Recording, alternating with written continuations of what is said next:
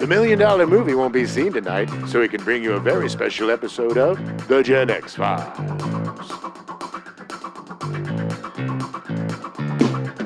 Welcome to the Gen X Files. I'm Jim. I'm Adam. And today's show is For the Stepdads. Oh, your taxed old stepdads are broke from paying their taxes. Yeah, I got enough tax refund for one can of Schlitz. Nice. And that's all you need, baby. Actually, all you need.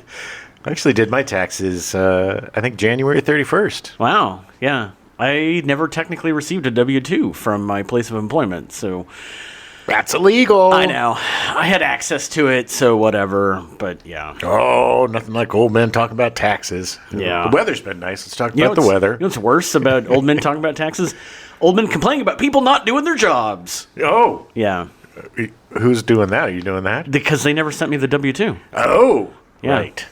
It's just people in general. They just don't care anymore. No, we're living in a... This is the oldest man thing I've ever said. Well, you're not wrong. You're not wrong. Yeah. There is a... Look, do you blame them? We're all kind of, Yeah, I know. And having to deal with the general malaise of life, it just kind of sucks. I can feel for the people that have to deal with customer service at this point because everybody's so pissed off that they vent to their customer service representatives. Look, I'll be honest. There's probably a few recordings of me talking to DirecTV that I'm not proud of. If those ever went public, I might be canceled. Yeah. What a fun month, man. Yeah, it was an extreme month. For your extreme birthday. Yeah.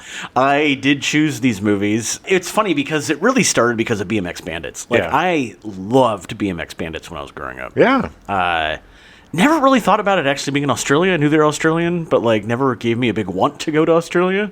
Although, you want to go to Australia? You ready for BMX? Watching it again, it's gorgeous there. Where they shot it, it was really nice. I would love to go to Australia once they have a teleporter. I don't know if I could do the 12-hour flight. Yeah. I did that to Russia. I was a much younger man, and we had free beer the entire way, so that was pretty easy. But most international flights will provide you with alcohol. Yeah, I think if I took an Ambien or something, maybe. Pro tip on long international flights: bring chocolate for all the flight attendants, and they will give you the good stuff. Nice. Yeah. Where'd you learn that? From my friend Foots. He does a lot of traveling, but when we went to Scotland, he brought 4 bags of Hershey's Minis and handed them to the thing, and they were like, "Yo, you wanted some vodka? Here's Grey Goose," rather than the crappy 7-star or whatever. There you go. Pro tip from Adam, who's an expert on traveling. Yeah, listen to his travel blog. Yeah, read the travel blog. Read the travel blog. You can watch it on YouTube as well. Watch it. What's it called? In the Great Wide. In the Great Wide. Yeah. But anyway, so just a tip, I mean, you should do it anyway, even when you're just traveling, because they'll appreciate and they will know. Yeah, it's a small investment that will pay off greatly. What if they're allergic to chocolate? What if they're dogs? What if your flight attendants are dogs? That's a really good human mask you have on there. Then you have to give them bacon. But you just forgot to hide your tail. Yeah, don't give them chocolate if you're. No, don't give dogs chocolate. That's bad. Kill them. Yeah, and depending on the dog. Mostly, you don't see a lot of dog flight attendants except on Spirit Airlines. They have a bunch of them. Yeah. Anywho, BMX Bandits was fun. I enjoyed it. It's a fun movie. I mean, it is interesting that 2 of the 3 movies really weren't about the extreme sports. No, they were more just kind of focused on some heist or something. Well, I will say that Gleam in the Cube. Yeah. It did use skateboarding effectively, and they had bona fides with having Tony Hawk and Kelly Slater. Who was the other? No, there was Lance Mountain. There's a bunch, but it was Stacy Peralta was the one who was the second unit director, shot all the skating stuff. I mean, he was one of the granddaddies of skating. Yeah, and it gave it a little more veracity to credibility to a movie that really wasn't very good. No, man, no. And one of the worst titles ever of a movie, Gleam in the Cube. Dumb. It's so dumb. It doesn't make any sense. Yeah, creaming my pubes. Okay, all right. That's the porn version of it. That's what I'm going to call this episode. Creaming the pubes. Ew. Gross. And then, Gross. whatever, Rad. So, Yeah. Rad, Rad was probably the biggest disappointment because I wanted it to be so much better. same. Hal Needham. I love Hal Needham because of the Burt Reynolds movies. My comfort food is Smokey and the Bandit, Cannonball Run. Cannonball Run, Yeah. Hooper. My comfort food is all of the outtakes at the end of the movies. Those were the things that made me want to come to Hollywood. My rosary bleeds. These bleeds? Yes, I love Hal Needham, and it was very sad to see his penultimate film that was just, he was phoning it in. Look, Yeah. I will have to say, too, the quality of the copy that we watched may have had something to do with it because it was a really bad VHS rip. Probably the most authentic one that we've ever watched. True, and it just made Cruise acting that much flat. Everything was flat, man. The acting was flat. The picture was flat. The BMX. It made it look like it was shot in somebody's house. Like Yes. it was just weird. And the funny thing is like BMX Bandits, the BMX riding wasn't very impressive. No, there wasn't. They got on the bikes and they went from here to there. And then every time they jumped, yeah, adding them sound effects. Yeah. But it was the most fun of the three, I think, and that's probably because it was a wacky Australian movie. And I really liked the three leads a lot. I thought they were really fun. great chemistry between the three of them. And so dry. They were just all so they were dry. such good dry humor. Yeah, it's very droll. droll. Yes. Good bad guys, silly plot, but a lot of but fun. But to some extent, I enjoyed all of the movies. Yeah, even definitely, BMX, even Rad had its moments. Yeah, like the BMX ballet or whatever the hell they called it. Yes, the whole town. It is coming worth to watch the dance. It is like a worth bunch of watching pervs. just for that weird scene. You gonna go watch them teenagers dance tonight? Yeah. You won't get all liquored up beforehand? Yeah. I really like them bikes. Bring that blanket to put over our laps. So I can't see what we're doing. We'll just jerk each other off. Oh, okay. I was trying to be a little classy about it. Sorry. But we said it would be fun to watch a double feature of Gleam in the Cube and BMX Bandits. Do Gleam in the Cube first, and then, you know what? Just go watch Smokey and the Bandit or Hooper. Yeah. Get yourself some good Hal Needham memories and Yeah, watch good Hal Needham, not swan song Hal Needham. not desperate for a car payment Hal Needham. But yeah, they were pretty fun. Good month. We have a really fun month coming up next month. I am so incredibly excited about our next month. We got the Not So Terrible 2s from Yeah. May. Sequels that were as good or better Yeah. than yeah. their predecessors. I don't know if. Well, actually, yeah. I was gonna say I think our first one might be better than the original movie. Which one's that? Road Warrior. I think it is. Mad Max 2. I think Mad Max 2 is a better movie than Mad Max. Oh, 100%. Yeah, I don't yeah. rewatch the first Mad Max very much. No, and it's weird because they don't feel connected at all. No, because the Mad Max is dystopian, but it's kind of at the end of civilization. Yeah, There's still civilization, and it's kind of this very, very Australian. Oh yeah, Very Australian. And then Mad Max is just basically Road Warrior set the template for post-apocalyptic movies. Yeah. I mean, it's been aped so much. Oh, yeah. Like it literally became the stereotype of post-apocalyptic movies. We'll talk about the Mad Max game, which is one of both of our favorite Oh my games God, of all so time. good. So good. And then we also have... Then we'll be doing Aliens. Yes. Aliens with an S. Dollar sign. Isn't that what he wrote, the dollar sign? Well, yeah, we'll talk about that. I don't know if that's actually true or not, but and then Sounds like it. And then it's funny because I'm in the middle of writing that script right now, and James Cameron literally quit that movie like 4 times. Really? He just because he couldn't get his way. He wanted his way, and so he kept walking, and then he'd come back. Anyway, That's we'll talk hilarious. about it in a few weeks. And then after that's Lethal Weapon 2, which Yeah, I baby. don't remember the last time I saw it. It's been a long time. With the South Africans? Is that the one with the South Africans? Yes. Did we? I feel like maybe we watched it. Not maybe during the Maybe. pandemic. I can do the South African accent pretty well. Is it the one where the thing gets dropped on him? The big crate thing gets dropped on him? I think so. I definitely watched that during the pandemic. Yeah, that's the one where they... And we haven't covered that already. No. And then they introduce... have we? No. And then they got Joe Pesci. Double check. Honey, F you for the drive-thru. Yeah, the origin of Joe Pesci. And then, of course, one of the greatest sequels of all time, Terminator 2, Judgment Day. Yes. All great movies. Can't wait to be cover. Fun. Weird that we're doing two... James Cameron movies? Well, yes, but we're also doing two Mel Gibson movies. Yeah, that's the kind of month it is. This would be the most anybody's talked about Mel Gibson in years, baby. Although I did recently watch a movie of his. Was it Fat Boy or Fat Man? No, it wasn't Fat Man. I did see Fat Man. It wasn't bad. But it was like this weird... It was with that kid that's in everything. Mason... The kid from Black Mason Phone Dixon? And Mason Chasefield the or kid something? from the I know, I can't remember Dragon. his name. How to Train Your I Dragon. know who you're talking about. I don't remember his name. Mason something. But Mason anyway. Dixon. I'm going to call him Mason Dixon. Fine. Good. He's in it. It's just weird. It was this weird movie about a witch and Mel Gibson's an ex-cop helping these kids.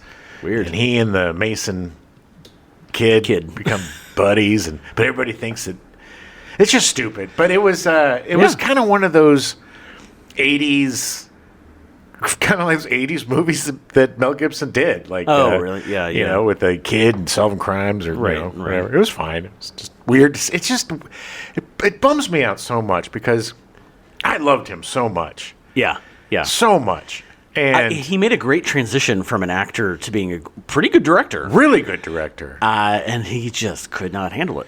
Then just pissed it away. Look, difficult relationship with his father, a lot of abuse and shit growing up. But go to therapy, brother. Yeah. Don't hit women. Do you know why they moved to Australia when Mel Gibson was 4? No, he was 12. Sorry, he was 12. Catholic church or something? No, the dad was trying to essentially help his oldest son dodge the draft. Oh. In Vietnam, yeah. Was his oldest son Donald Trump? No, it was Donald Gibson. He changed his name. Yes. Yeah. Anyway, we'll definitely talk about that. Interesting. Yeah, it was weird. Yeah, his father did not seem like a good person. No, his father's a horrible human being. Yeah. He also had like 11 kids, and it's too many kids. The worst people have the most kids. That's what's beautiful about this country. My grandma had 8 kids. Like I said, the worst She's people. dead. You're awful. You're awful. Rest in power, Grandma Neubauer. No, it's Grandma Bushy. Grandma Bushy? Neubauer. They're both dead, but Bushy was my mom's maiden name. Ah. Boucher. Yeah. Anyway, speaking of movies. Yes. What movies did you watch this month? Didn't watch a lot of movies. I watched the Anaconda reboot. Oh, yeah. With Jack Black and Paul Rudd. Yeah. And Tundwe Newton. Yeah. And Steve Zahn. Oh, Steve Zahn. I didn't realize Steve he was Zahn. on it. Yeah, he's so good. And Steve Zahn is perfect Steve Zahn in this movie, where he's kind of dopey but sweet. Nice. The way I love my Zahn. It was super fun. Super fun. It was, this is how reboots or whatever should be done, because it's about these lifelong friends, the 4 of them, who ever since they were little kids wanted to make an Anaconda movie. The Anaconda's like their favorite movie. So they finally, Paul Rudd's like this kind of failing actor, wannabe actor. Okay. And he comes back for some reunion or something, and then they decide to make this movie. They're going to make their dreams come true. Yeah. And make Anaconda. And they say it's just so stupid and funny, and there's a lot of cool little surprises, and Jack Black and Paul Rudd are great. They're all firing they're all firing on all cylinders, and everybody is right in their wheelhouse. Yeah. And it's just enough it's just enough like Easter eggs and Anaconda stuff to give service to the fans. Yeah. But also it's fresh and it's fun and it's really funny. It's a good love letter to the original Anaconda. It's so much better than the original Anaconda. Well, I mean that's not hard. Anaconda was not very good, but but it's a fun, it's a great B movie. Anaconda is the perfect Sunday afternoon beer movie. Okay.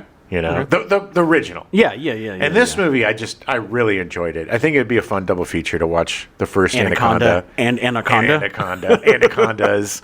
But yeah, I really enjoyed it. It was it's just Anaconda. I know. There was an Anacondas, and there was no $sign in the end of that one. No, because it didn't make any money.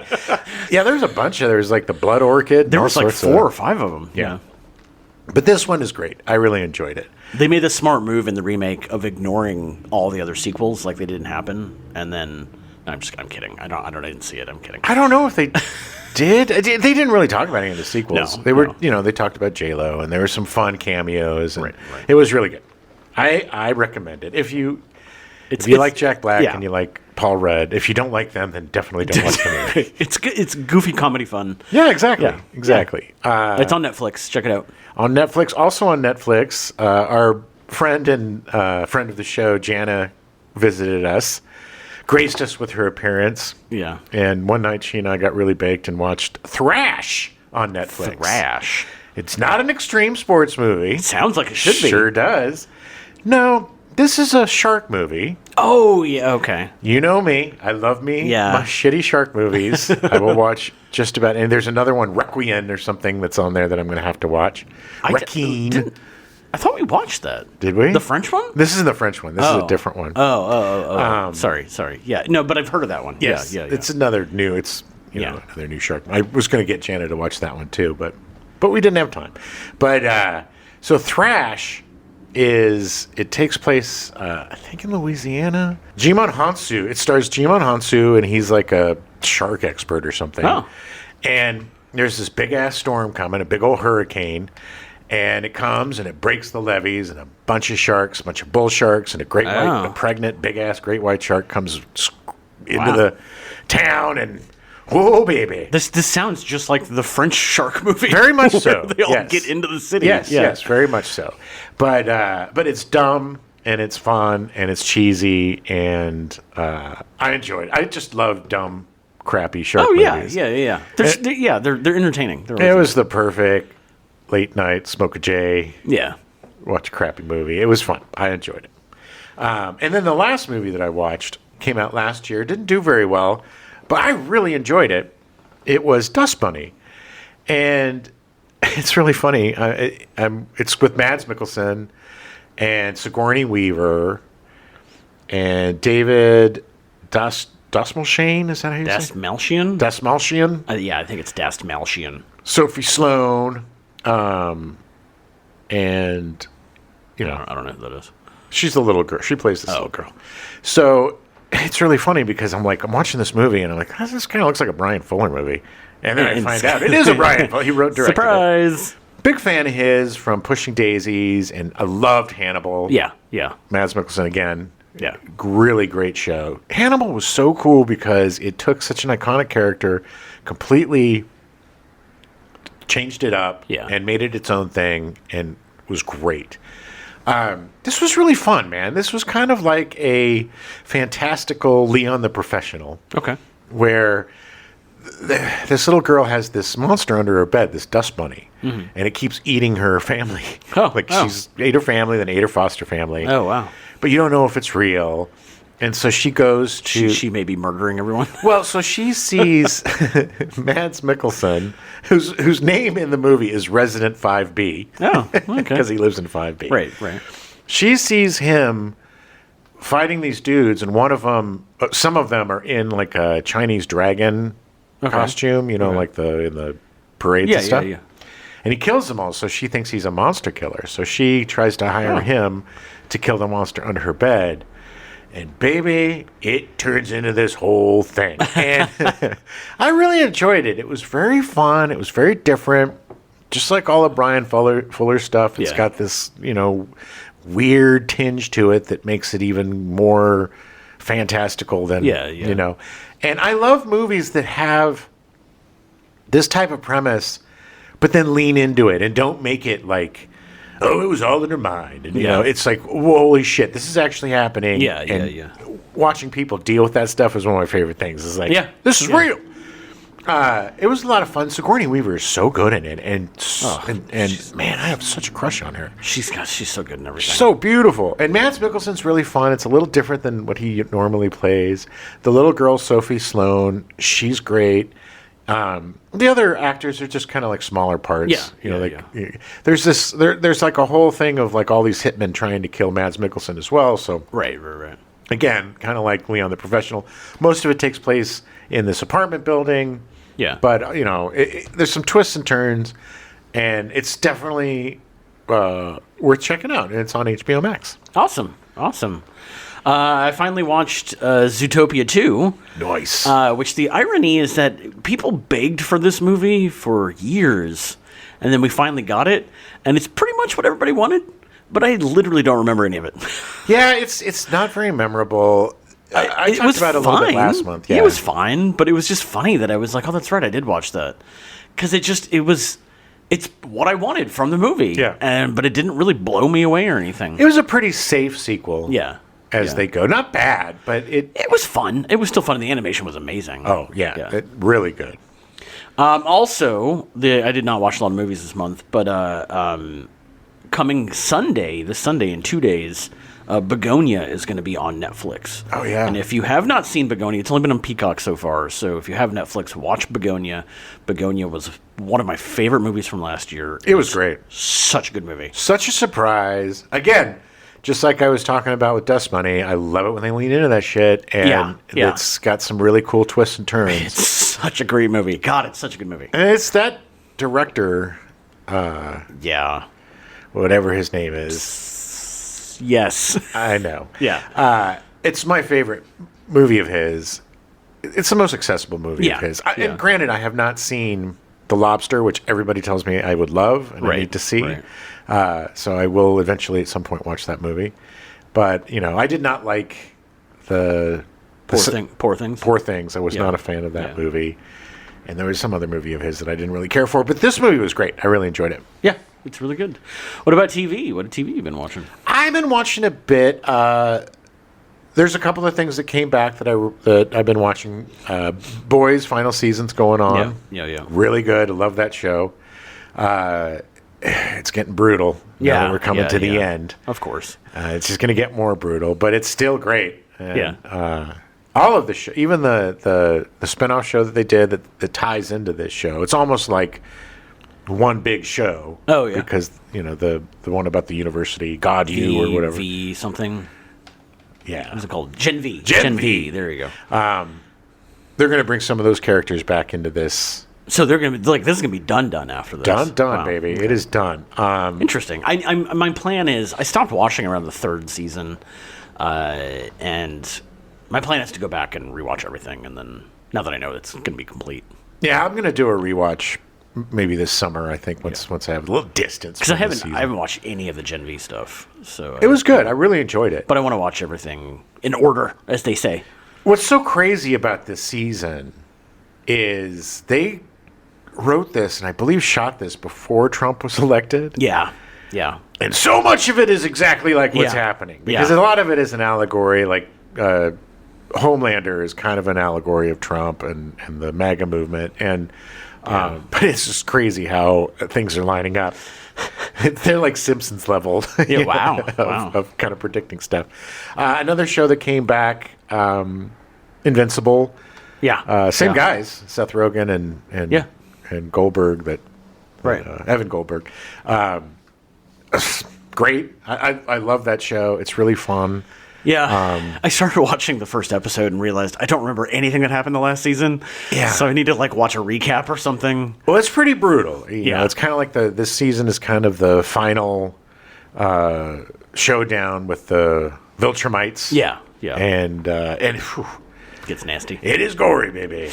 But so far so good. Really loving it. Both the shows their quality is still, a number one spot on. I watched the first episode of the Apple TV show Margot Has Money Trouble. Yeah. Starring Elle Fanning and Michelle Pfeiffer and Nick Offerman. Is this the one where she's the waitress? No, she's a college student who has an affair with her professor. Right. She gets pregnant.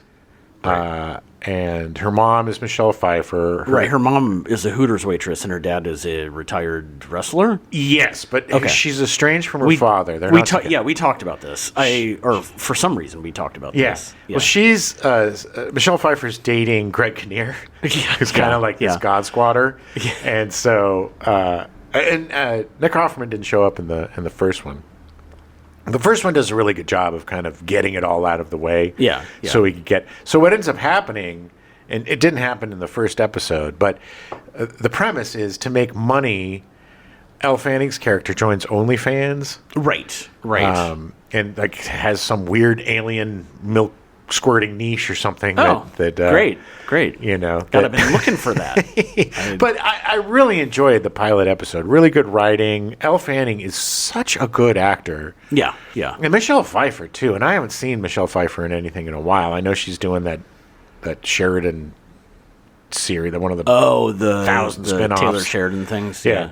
But it's really cool to see her playing kind of a smarmy. Yeah. You know, it's great. It's really good writing, really good acting. They hooked me in the first episode, so I'm going to definitely get into it. Yeah, it's Apple TV, so I'm definitely going to check it out. Their quality has been very high. So lately they've been doing some great stuff. Shrinking ended. The season, hopefully not the show. No. I think they're bringing it back. I hope so. I'm pretty sure they announced another season already. Great, loved it. Just waiting for them to premiere Silo. Yes. And then a new show that I watched is Maul, the Darth Maul show. On Disney Plus. On Disney Plus. Yeah. Holy moly! Yeah, it is so good. Mean holy moly! I quit. I win the improv game. Talk about it's the best animation I've ever seen for Star Wars stuff. Oh yeah, the lightsaber fights with the glowing. It is absolutely astounding. Okay, the story is so cool. It's kind of like a Blade Runner film noir. Right. You know, Maul is this crime syndicate on this very cyberpunky planet. It's a new planet. When does this take place? This takes... Is it before or after he dies? This is before he dies. And then he dies again after? Or before he dies again? Look. Or for the third time? I don't know. Maul saga I'm trying to say it's complicated. Look, what happened with Maul is after he got cut in half, he survived. Right. And he lived. Spider legs. He had these spider legs that these robots gave him. He was like in this trash place with robots, and he went insane living down there without anybody for a while. He gets rescued. They kind of bring him back. They give him like a fake half a body, and he becomes. Then he takes over all of the crime syndicates. So this is after then? Well, this is after all of this. So he takes over the crime syndicates. Then they betray him. Then he takes over the Mandalore to be like the leader of Mandalore, and then Sabine Wren from Rebels, I think, defeats him, takes the Darksaber, and she becomes the leader. Oh, okay. And so he's kind of not down on his luck, but he's down on his luck. He's like, oh, shucks. Oh, I'm going to go kick a can. Oh, I'm a sad ball. Sad ball. No, he's regaining his power in this show. So he's trying to get back in control of all the syndicates, and he's on this planet. And there's a detective who's searching after him, but he's kind of gray. Yeah. He's not good or bad. It's very interesting. And his ex-wife works for the Empire. And so it's a very noir-y... So it's a family drama. No. No. It's... I really... Okay, the animation looked really cool. So, I don't know as much about Darth Maul as you have. He's great. Followed because I didn't watch a lot of the cartoons. Well, what's really cool about this is... Dave Filoni is kind of making George Lucas's sequel trilogy. Oh, okay. Because his sequel trilogy that he was putting into production before he sold to Disney dealt with Darth Maul and the crime syndicates and him taking revenge on Obi-Wan and Luke Skywalker and all this stuff. So they're kind of using that, and it's very different than all of the other Star Wars shows because, like I said, it's more of a crime thriller. There are a couple of Jedi in it, but what's really interesting is the Jedi creature is voiced by Dennis Haysbert. Oh, so yeah. It's all state. I just kept waiting for all state. But what's cool is Maul is trying to get the young Jedi Padawan, and she's not young, but it's Padawan. the student, to become his student. Right. But he's doing it in a very psychological way, and it's very interesting. It's a much deeper, more interesting show than I've seen from a lot of the animated stuff. And again, the animation is amazing, and you don't really have to know any of the stuff, right, to enjoy it. I just want to know when it takes place in the timeline. That's all. I'll look it up. That's fine, and I'll check it out because I mean, to me, all of this stuff is canon. It's all happening. Well, yeah, but because it has to be before Rebels, because I believe Rebels is where Maul actually finally dies. He has such a cool scene, man. He has a rematch with Obi-Wan Kenobi when Obi-Wan is old. Okay. But it's like it don't last. Obi-Wan Kenobi is such a badass. Yeah. But it's very deep and sad and it's very cool. This was in Rebels. I believe it was in Rebels that he finally died. But there's about, I think, 6 episodes. They release 2 a week. Oh, okay. On Mondays. Okay. So I would, if you're a Star Wars fan or an animation fan or whatever, just a sci-fi fan, definitely check it out. I'm really, really enjoying it. It's a lot of fun. And then, I've been watching a lot of ER. Yeah. I'm almost done. I can see the light at the end of the tunnel. I've got 2 seasons left. Wow. It's getting goofy now.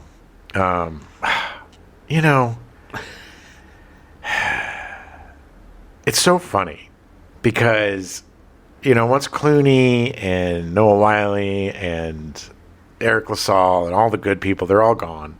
Yeah. And so why are you still watching? Well, I remember when my friends and I used to watch, we get together and get, drink some beers on Thursdays and watch the must-see TV. And I remember Shane West becomes a member of the cast. Yeah. And I remember when Shane West shows up, and they start him off as this rock and roll doctor who's also in a band. Yeah. And he's just always like, hey, what's up, bros? Let's get some za. So everybody hated his character. And so we hated his character. And so they tried to, change him up a bit. Yeah. And it's still, it was just too late at this point. It's just Shane West. It's, rock and roll, more like a boy band, let's be honest. That's true. And so there's this scene. It's so stupid. So he's in love with Neela, another doctor, and played by Param. She was from Bend It Like Beckham. I forget her name. Oh, yeah. Great actor. Yeah. But he's there's this whole on and off thing with them. They were roommates, but they never really hooked up. And she got married, but her husband died. He was a medic in Iraq, and he got blowed up. Wow. So they're at some party, and there's a love triangle with her and poor actor. Her love triangle was with Shane West and Uncle Jesse. John Stamos. Yeah. She's just really? Yeah. Really? Gross. John Stamos is just not attractive and not a good actor. I am so sorry. No, he is not. But, so he gets a text from her. He's all drunk. He gets a text from her, and he, drops his phone. He picks it up and looks up and, here comes a truck. So we're like, awesome, he's dead. And so there's, an episode or 2 where he doesn't show up. And they're like, oh, where's Ray? Why didn't Ray show up for work? Where'd he go? Oh, he must be sleeping off that hangover. And then we find out he's in the hospital. And I remember this. This is one of the greatest reveals ever. So Neela comes walking in this super white, very sci-fi looking hospital. Mm-hmm. It must be very expensive or whatever. Yeah. And so she's walking down the hallway, and we see him in the doorway. And he's behind the door in a wheelchair. And you can see his face, but you can't see, his body. And he looks over at her. And then he wheels back, and he turns to her, and he has no legs! So they took his legs. And then he's off the show, but I think he comes back on. But it's like that's how ridiculous it got. Well, he should have had some robots make him some spider legs. Oh my God, they should have. Maybe he became Darth Maul. But gotta go find those robots, man. But it's just so funny how. I mean, it's still a good show. It's still the writing is still good, and it's still a good show. And there's still some, Maura Tierney's great on it, and Mekhi Phifer's really good on it. Yeah. And Scott Grimes is Scott Grimes did the best job of being one of the most unlikable characters. Oh yeah. To becoming likable. Like his arc is very good, but it's fun to watch. I have never rewatched any ER. Yeah. Since it was on. Yeah. And I don't even know if I watched the final season at this point. I definitely the last 5 or 6 seasons I did not see. But it's been fun rewatching it and seeing so many stars on it. The most disturbing, I think, thing to see was Bob Newhart was on. Oh yeah. And Bob Newhart's playing this guy whose eyes are going, but he's like this. He used to be a dude that made models for architects. Okay. And he like paints little people and stuff. And so his eyes are going, but he develops kind of like this fatherly friendship with Maura Tierney's character. Mm-hmm. And so he's having her over for dinner, and he's trying to cook the dinner, and because of his eyes, it just doesn't work. He just throws all the food and goes sit in his chair, and then old, sweet, funny, lovable Bob Newhart picks up a .38 snub nose and blows his brains out. Wow, all right. But that's what was fun about it, seeing some of your favorite actors die. Yeah. Yeah. But yeah, I was thinking, I watched a clip of Barney Miller the other day because I'm thinking of what my next retro rewatch is going to be. Yeah. And I think it's either going to be Barney Miller, Taxi, or WKRP in Cincinnati. Nice. Jones and for an old sitcom. I don't know if WKRP is available anywhere. Probably not. Taxi might be. Because I've definitely looked into these because I assume at some point we're going to be covering some sitcoms. And I would like to get a little bit ahead so I can watch more than just one episode. Yes. And I've only seen bits and pieces of Taxi. I've never seen the whole thing. So Taxi, Barney Miller too. Such a great sitcom, man. Such a great sitcom. Pretty sure Barney Miller's on Peacock. Okay. I'm pretty sure it is. Well, maybe that's the one I'll do because I loved that show as a kid. Yeah, yeah. And Taxi too, man. Taxi was kind of the beginning, because it's, Burroughs, but but it's kind of the beginning of the Cheers type of sitcoms. That kind of like group of buddies who are very eccentric and strange. Yeah. But it's very comforting watching them, like seeing this group, like you as a viewer are part of this group. Well, it's when sitcoms became friendship simulators. Right. I'm looking at you, friends. But, it's like it was you hanging out with a bunch of friends. Yeah. And that's what WKRP was. That's what Taxi was. Yeah. Barney Miller, all of them. And I'm just jonesing for some. I think this has been months and months rewatching ER. It has been quite a commitment. Yeah. But, and I think I'm looking forward to something a little quicker and funnier. 20-minute episodes are fun to go through. They sure are. Well, speaking of sitcoms and hospitals, the reboot or the 10th season of Scrubs has been so good. Oh, really? It's been so... Have you not been watching it? No, I watched the first couple episodes. It feels like they did not skip a beat. And granted, we rewatched the whole show, and I actually didn't mind the 9th season. People complain about it because it wasn't focusing on the characters, but this season has been incredible. Like, it's been really good. No, I enjoyed the first couple episodes that I watched. I'm definitely going to see it. I just think I'm watching too many hospital shows right now. Yeah. I need to get past ER. In St. Dennis. It's just so many. Medical, yeah. Spend a lot of time in the virtual hospital these days. And of course, I've been watching a lot of game shows. Came back. The 1% Club came back, which is really great. The Quiz with Balls, which is really funny, and The Floor came back. But we haven't watched it yet. They keep changing the format. Oh. Like they keep adding things in. It's like during the 80s sitcoms when they figured that everything was failing, so they brought in a kid. They had a new kid. the floor every season is like they're just adding in more complications. They just more, keep bringing in new kids. Yeah, it's like good, stop it with the kids. But it's good. And the weirdest thing, and I realize most people won't care about this, but it's the first time ever that I think that Gordon Ramsay has 2 shows on at the same time, because he started MasterChef, but his other show, Next Level Chef, hasn't ended yet. Oh. So it's a little weird. I was surprised when suddenly it was like, oh, there's a new season of MasterChef? Well, good for him. Anyway, I mean, God knows, he's got an empire, a huge empire. Oh, yes. And sometimes that empire, it strikes back. It does. But the show that I started watching, I haven't finished it yet, but it has been really good. I've been doing a pretty good horror kick, reading a lot of horror novels and stuff. There's a show on Netflix called Something Very Bad Is Going to Happen. Yes. Isn't that produced by the Duffer Brothers? Yes. It's interesting. It took a couple episodes for, like... You think it's going to be one thing, and then it kind of like pulls the rug out and is like, okay, but it's gotten really good. Got some great actors in it. The lead is played by Camila Monroe, and Adam DeMarco plays her soon-to-be husband. And his sister's played by Gus Burney, who is one of the most despicable people ever, but she is so funny. But the greatest thing is that the parents of Adam DeMarco, because the idea is they're going to get married, and they go up to this like cabin, and it's this weird setup of a cabin up in the middle of nowhere in like Maine or something. Okay. And they're planning on just being there and then getting married at this lodge or cabin or whatever.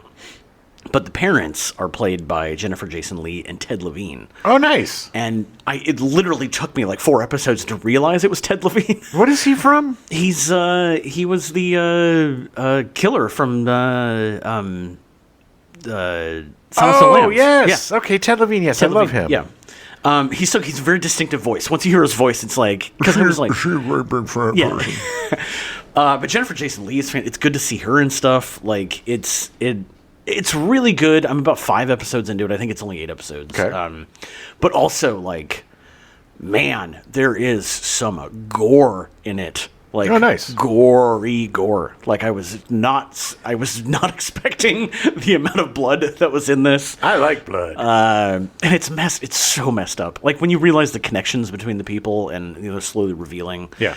And it's interesting. It's really interesting. I'm really curious to finish it. But I recommend it. Something Very Bad Is Going to Happen. Nice. It's good. It's on Netflix. Yeah. I've been hovering around that one too.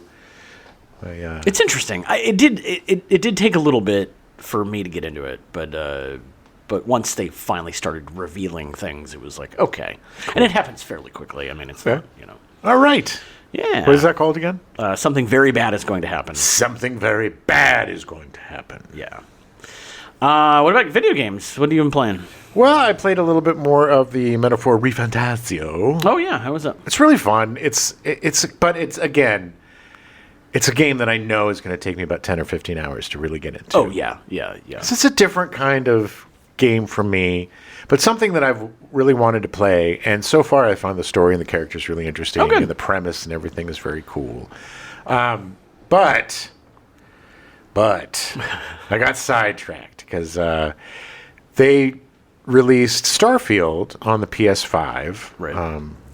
It was just an Xbox exclusive for a couple of years. And they revamped some stuff and added some DLC and released it on the PS5. And so I love the Bethesda games. I love Fallout, Fallout New Vegas, which I know isn't Bethesda, but it's one of my favorite. Is it not? It's ZeniMax, I think. Oh. That did that. I just assumed it was Bethesda. Well, it's like Bethesda kind farms of. it out. Yeah. Farms out the development of some of their games. Yeah. But Fallout 4, Skyrim, man, I sunk hundreds of hours into Skyrim. Bethesda games are like comfort food to me. They're janky. They're weird. Yeah. They use the weirdest engine. Oh, yeah, the creation engine. Yeah, and they won't do anything else.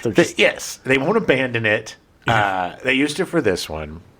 This is less janky than the other games.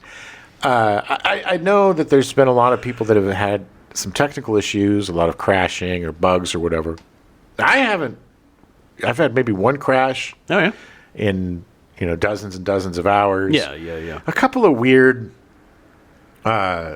graphical things like, my character all of a sudden is like super black, like black pitch. Oh, yeah. But all I got to do is reload a save and then it's fine. So nothing game breaking or Okay. or that I lost progress or any of that kind of stuff. And I know people aren't really that keen on this game, but I love it. It's exactly my wheelhouse.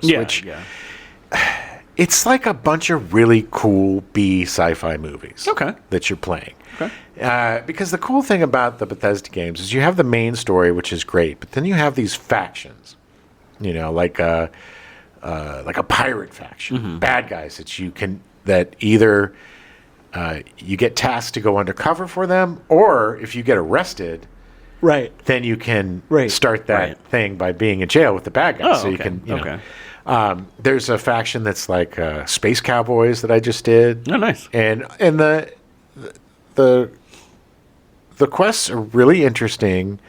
Like there was this one that was basically kind of like Alien, where you had to go around to find out why these horrific creatures show up on human settlements after a while. They just kind of show up and kill a bunch of people. So you're, trying to solve this mystery. And each one of these faction storylines that take hours to do. Yeah. And so that's the thing. It's like it's so easy to get lost in this game because there's like 1,000 and something planets that you can visit. Yeah. And they've added more like dungeons and bases and stuff, so they're not just like desolate nothings. Right. There's base building, there's crafting, there's romance, but romance. Right. But there's like 4 characters that you can romance. There's companions and their companion quests. And I've just been having a really fun time flying ships, and I love sci-fi games, space games. And this is kind of like No Man's Sky with a plot. Okay. And it's not perfect, but I'm really enjoying just jumping in for a couple hours, doing some quests. The loot is great. You get free ships. You can build ships. Yeah. You can build bases. There's just a ton of shit to do. It's one of those games you're going to sink hundreds of hours into, just dicking around and stuff. And the funny thing is, usually with Bethesda games, I say ignore the story and just kind of wander around and do your thing. Yeah. But this one, I say do the story. Yeah. Do a big chunk of the story, because without spoiling stuff, a lot of really cool stuff happens in the story that's going to help you with the rest of the game. Like there's a couple of factions that I did because I wanted the gear, or there was this one, the Space Cowboy one. You get this really awesome ship at the end. It's just much better than the one you start out with. So it's like I said, I know it's not for everybody, but I love kind of a methodical, slow-paced game. I'm a loot goblin. I love scouring every corner. This is definitely the kind of game that is. It's cool. It's for people that just want to get lost and do some role playing, and there's bounty hunting. There's all sorts of shit to do. I mean, there's no dearth of activities. And so far, I mean, I'm probably like 50, 60 hours in. Yeah. Maybe done 10% of the story, and I'm still having a blast. So I recommend it. I know it's not a lot of people's cup of tea, but if you're a Bethesda fan, if you're a space fan, if you just want something that you can drop in and escape for a while and have some fun and do your space fantasy, this is the game for you. And it's a budget title. I think the regular version is $50, $49. Okay. And then to get all of the DLC and the season pass and all that stuff, it's $69. So it's like the price of a regular game to get it. And so, 100% recommend it. I'm having a blast with it. But then, caveat is, that's my kind of gig. I'm a very, Red Dead Redemption, cyberpunk, something that's just huge that I can Right. get lost in for a few hours, and then you put your head up. It's been getting me, baby. It's for the first time in a long time. I'm looking up. It's like 1 a.m. Yeah. I gotta get to bed. It's just like one more mission. So yeah, Starfield's super fun. Well, it sounds like it's finally going to get me to play a Bethesda game. I think also it's much more accessible. I think you'll enjoy it. I like the sci-fi stuff more than fantasy for sure. I Yeah. tried Skyrim and I'm like, okay. Skyrim's overwhelming. Yeah. Skyrim, there's just so much. I tried to go back and replay Skyrim again, and I was just like, God damn, this is just. Yeah. I remember the years and years of playing this game, but this one I think you'll enjoy. It's dated. It's like playing an older game. Yeah. I mean, some of the graphics are, beautiful and really solid, but it's like they have a very odd way of doing cutscenes where it's just like right on the person. Right. You can right. change that. The one thing that is really interesting about the difficulty system is it does have that customizable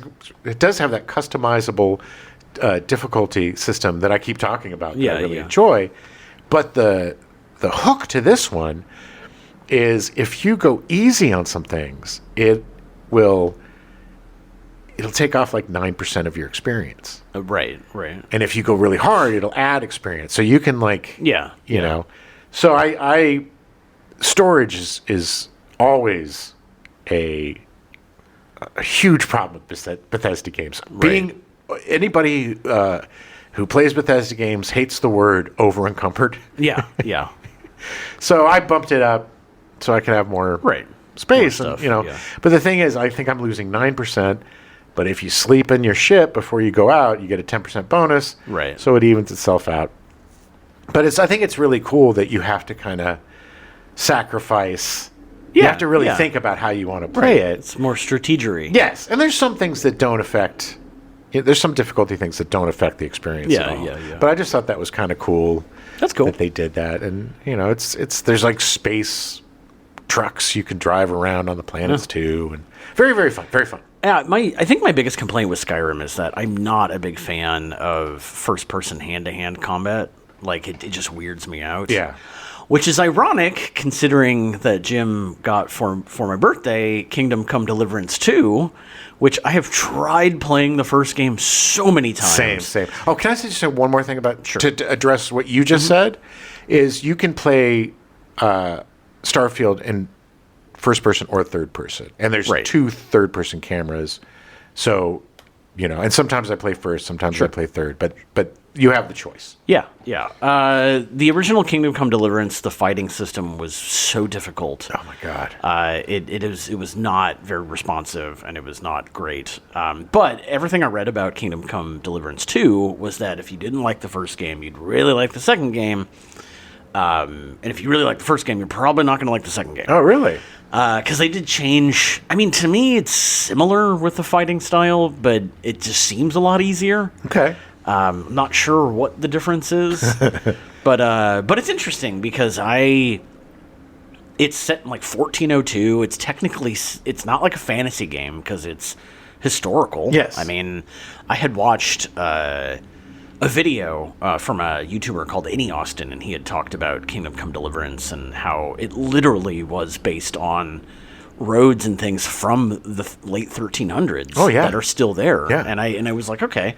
And then Jim got me Kingdom Come Deliverance 2, and I was like, all right, well, I'll play this. And it's interesting. I mean, it picks up right, as far as I know, right where the other game left off. And the dialogue's not great. I mean, it's like, and the voice acting's okay.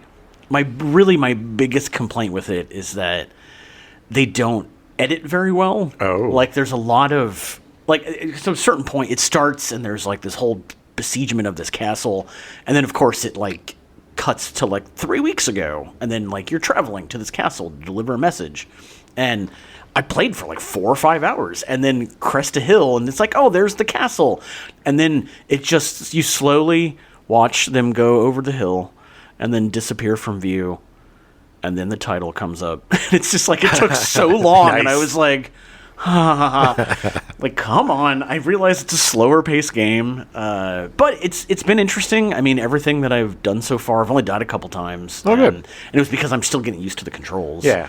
But they've already introduced a couple other characters that you meet in the forest, and like an older lady and a younger woman, and it's like, and I think she might end up joining your little posse, but I've been really enjoying it. So Good. I'm really curious to see where it goes and what happens with it. I mean, I don't know historically, like, if any of it actually is accurate, Right. story wise, Right. But it's been really interesting, and I like that. I like the medieval times. I like that kind of setting, and Bavaria, Bohemia, and stuff. Like, it's very interesting. So I'm curious to see where it goes. Yeah, well, it was a bit of a swing. I wasn't sure. Yeah. Because it's something that is a bit different for both of us. Yeah. But I just kept hearing so many good things about it. I think the biggest difference is that in the first game, you literally start as a peasant and you work your way up to a knight. And I Right. think that transition just takes so long. And this one, you literally are starting. And there's some stuff that happens that, you like lose experience points and stuff Sure. like that.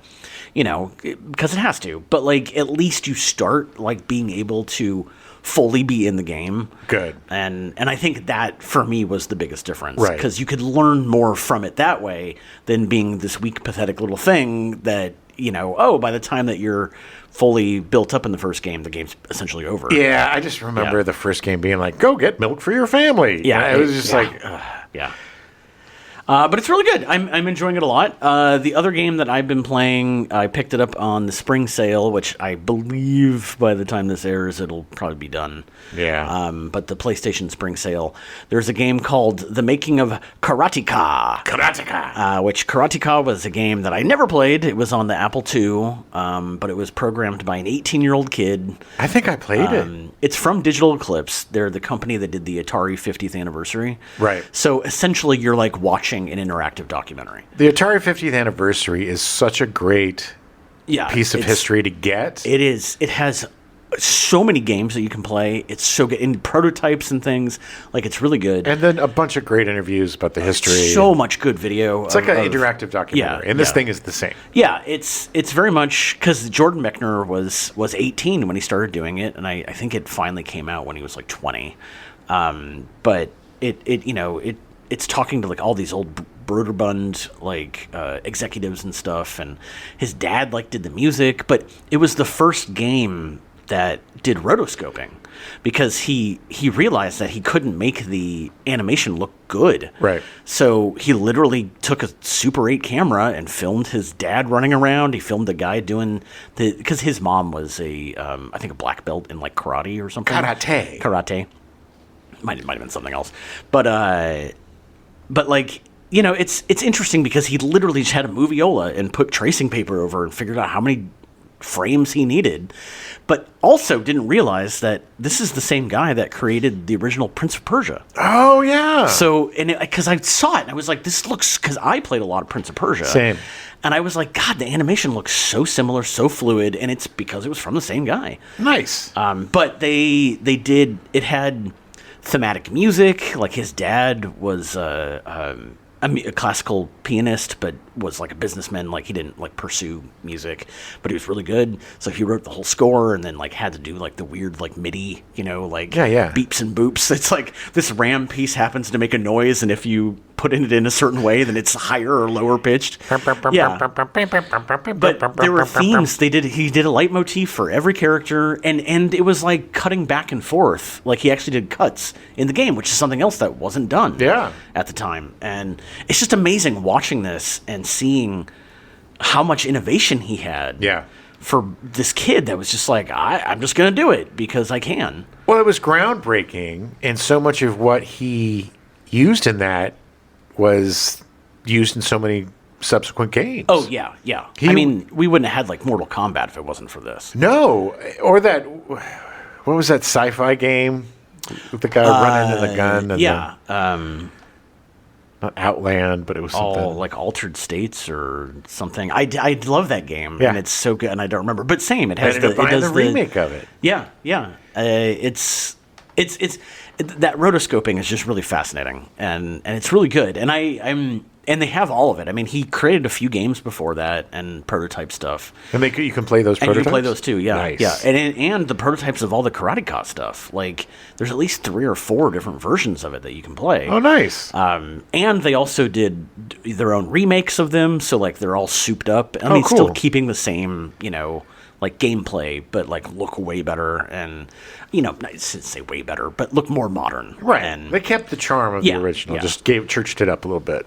But it's there's a couple of remakes of his old games that are really fascinating, and it's good. And I picked it up for like $6, and I just really like this company. They kind of like we always talk about like Dave Filoni and Jon Favreau and like how they just love the material. Yeah. Like this is Digital Eclipse. Like they love these games and they want to treat them with the utmost care because they love them so much. I really, really like these documentary game releases where it's part doc with all these games to play because I really love the history of the business. Yeah, yeah. And I think owning these bits of history plus the, historic games that changed a lot of how we play games and stuff.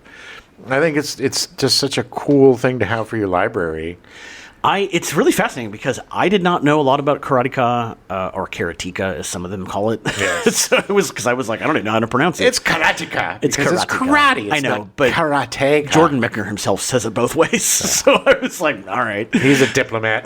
But at the same time, I bought it because it was from Digital Eclipse. I didn't know a lot about the game, but I knew it was this format, and I knew that I really loved the Atari 50th anniversary. So like, I was just like, all right, whatever. Like, I'm going to buy it and check it out because it is this fascinating history.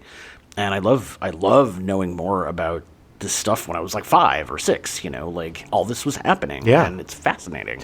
And game development was so different back then. It was like one guy taking 6 weeks to make a game. Yeah. Rather than now where it's like 10,000 people taking 10 years to make a game. But it's incredible because after the rotoscoping, like he bought a thing called a Versa Writer, which essentially he could trace it and it would put it in pixels into the Apple II. Oh, cool. Like it was just a retail machine that he bought. Yeah. Like anybody could have been doing this. Well, that's the thing about youth, man. There's young, smart kids. I love young prodigies who don't know any better, so they create it all themselves. It just it takes a young, hungry person who sees something and is like, well, that doesn't exist, so I'm going to have to create it. Yeah, and those are the innovators that take us to the next level. It's so much easier to create something new and refreshing when you don't even know what the rules are. Yeah. Like, you're just like, well, I want to do this. Yeah. I have it in my mind. I'm going to figure out a way to do it. And anybody else, any other program, be like, well, you can't do it that way. Right. You can't. And well, okay. And that's the beauty of, a nascent business like video games, which is pretty new at that time. Yeah. Is that you are an innovator. You are the one creating stuff because nothing has ever been made before. So everything is kind of a step forward. Yeah. And it was the people like him who got us to where we are today. Yeah. It's really fascinating. It's really good. If you remember playing any of the old Broderbund games, they did the Where in the World's Carmen San Diego and a bunch of other stuff. But like, it talks a lot about them because they published the game and all this. The 2 guys that were kind of drove the whole company. But anyway, it's really good. If it's still on sale, I would pick it up. It's really fun. I mean, normally it's like $20, so it's not bad. Put it on your wish list. They'll let you know when it's on sale again. It'll go on sale again. I guarantee it. If it's not, still. So nice. All right. Well, I think that's it. Yeah, baby. We covered not everything. Too bad. Yeah. Very, very excited about next month. The extreme movies were great, but I'm very excited to get to some movies that are going to be all very good. Good. Yes, finally. So, yeah, look, I guess my big movie pick would be Anaconda. Anaconda? For you prissy types, but Anaconda for you regulars. Mall for new shows because it's just so groundbreaking. And Starfield. But with the caveat that it is a type of game for a certain type of player. Yeah. And if you like going slow and at your own pace, if you like the Bethesda games, I think you'll dig it. I'm definitely going to watch Dust Bunny. I keep forgetting it's Brian Fuller, and I love Brian Fuller. He's such a fascinating person. Yeah. So I think that would be my recommendation over anything else I watch. And something very bad is going to happen. It's fascinating. If you're into horror at all, check it out. Just know that it does get very bloody. Nice. And check out the making of Karateka. It's fascinating. Right on, baby. All right. We'll be back next week. Oh, crikey. He's so red that we're gleaming the cube. I watched the first episode of the new Apple TV show Marge Has Money Trouble with Margot.